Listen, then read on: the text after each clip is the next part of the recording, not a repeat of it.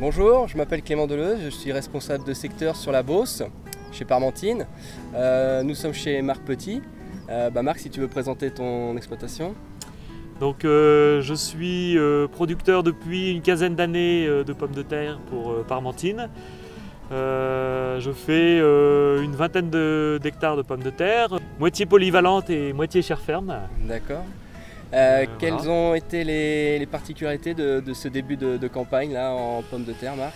Donc là on a une année un peu compliquée avec le temps parce qu'il a fait quand même très beau au mois de mars, début avril, donc on avait commencé les plantations. Et puis après il s'est mis à pleuvoir pendant un mois, froid, humide. Donc on a arrêté et on a repris les dernières plantations début mi-mai pratiquement, un mois et demi après les premières. Donc on a des gros écarts de stade. Si tu veux, on va regarder un petit peu dans la butte. Là, on est dans une parcelle de chair ferme. Donc là, on est dans une parcelle de chair ferme. Celles-ci, on les a plantées très tard, au 15 mai à peu près. Et on compte les récolter mi-septembre. D'accord. Voilà. On va regarder, si tu veux, dans la butte, voir le développement. Voilà. Alors. Donc là, je prélève un pied de pommes de terre. Voilà, donc le pied de pomme de terre qui est en pleine tubérisation. Donc on voit très bien les petites pommes de terre qui commencent les jeunes tubercules à qui se former. Voilà. Au bout des stolons. Voilà. Donc, ici, là, il y a le tubercule mère.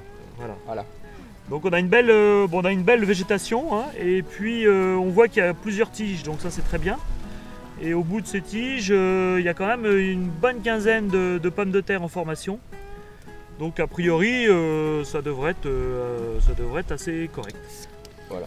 Alors nous, c'est vrai que ce que je recherche, c'est d'avoir une homogénéité de calibre. C'est-à-dire que toutes les pommes de terre soient à peu près au même stade, qu'elles grossissent en même temps, pour avoir le calibre idéal qui correspond à ce que Parmentine recherche. À 30, 35, 45 de calibre, voilà, pour la consommation.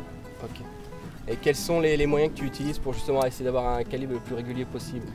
Alors ce qui est important, c'est la qualité de plantation, hein, donc pour que les tubercules soient mis d'une façon très homogène sur le rang.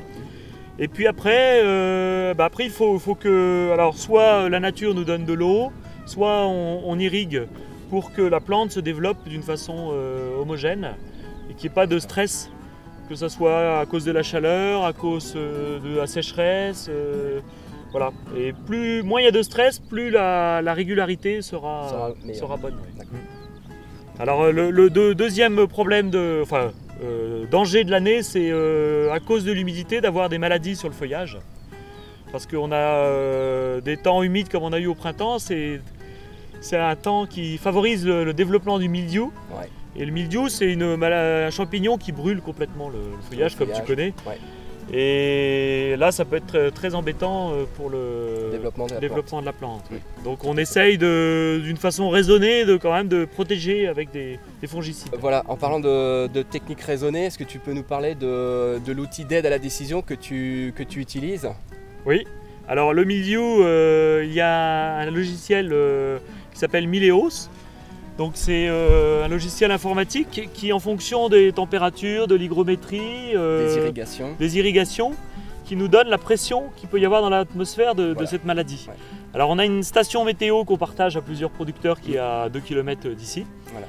Et cette station va nous donner au jour le même toutes les 6 heures, je crois, l'enregistrement des températures, la pluviométrie qui est tombée. Voilà. Et les producteurs ont accès à ce système d'aide à la décision.